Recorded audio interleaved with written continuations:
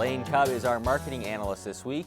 The latest crop conditions report showed this year's corn and soybeans were holding pace and still far better than 2012's, but those ratings were for the week ending Sunday, August 25th. And one would guess the week ending September 1st will be rough on the scoring system. Iowa is already in tough shape. Along with North Dakota, it has the highest percentage of soybeans in poor or very poor shape, and only Kansas has less corn rated as good or excellent. I naively suggested a couple of weeks ago an early frost might be the unusual weather rally for corn and beans. That was obviously wrong.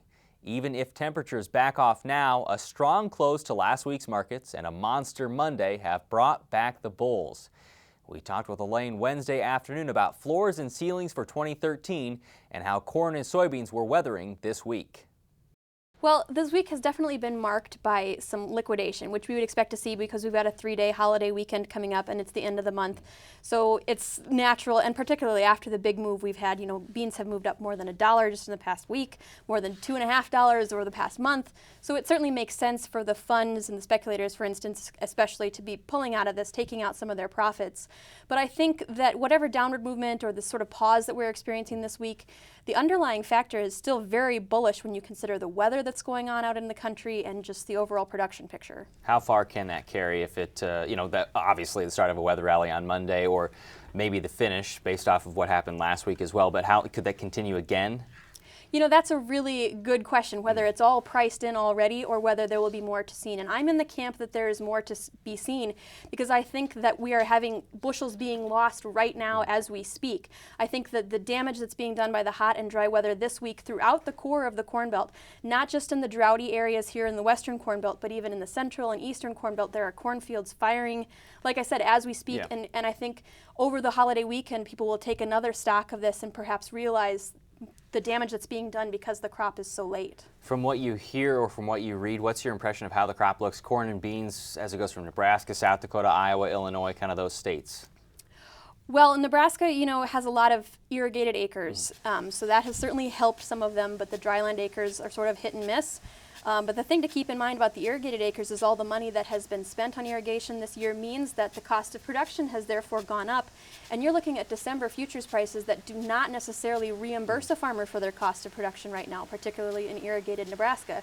So that makes selling very difficult. And as you go farther east, it again is sort of hit and miss. There's portions of Iowa that are very scrubby. There's portions of Illinois that are really starting to look crispy, like I said, really firing, and you really wonder about how the bean fields are going to hold up in the hot and dry weather, aborted bean fields.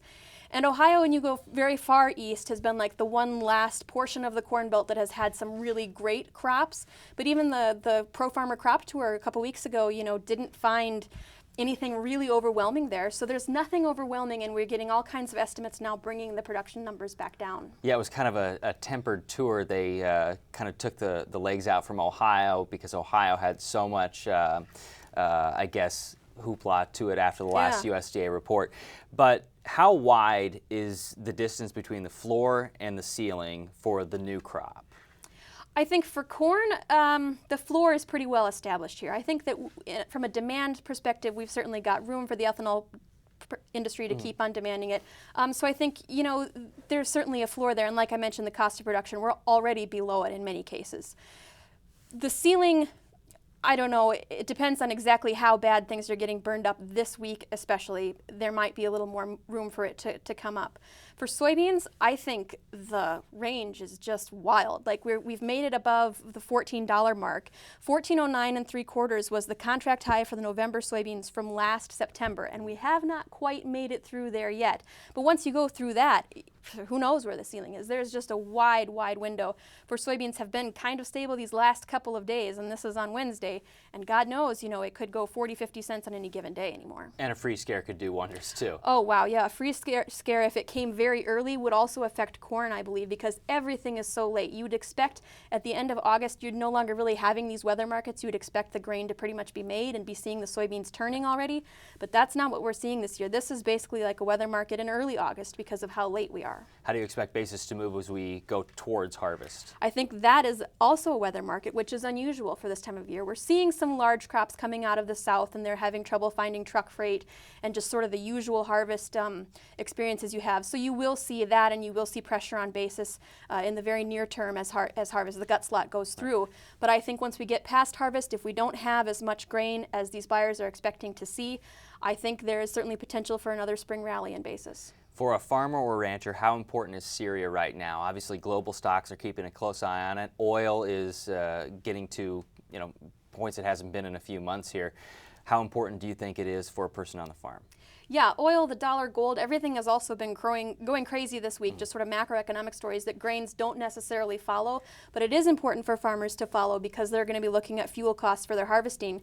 And I don't think that there's any really good news for retail fuel buyers in the next weeks or months as we go through this geopolitical risk. I think that we're looking at a bullish story just because of the risk and the risk aversion in the crude oil markets.